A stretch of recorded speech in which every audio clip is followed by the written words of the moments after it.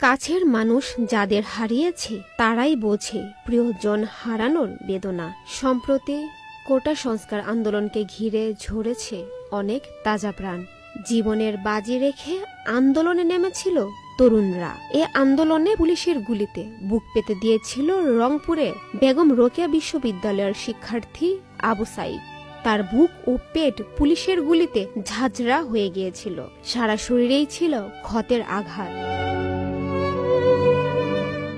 ১৬ জুলাই কোটা সংস্কার আন্দোলনকারীদের complete shutdown কর্মসূচি চলাকালে আবু সাইদকে খুব কাছ থেকে গুলি করে পুলিশ।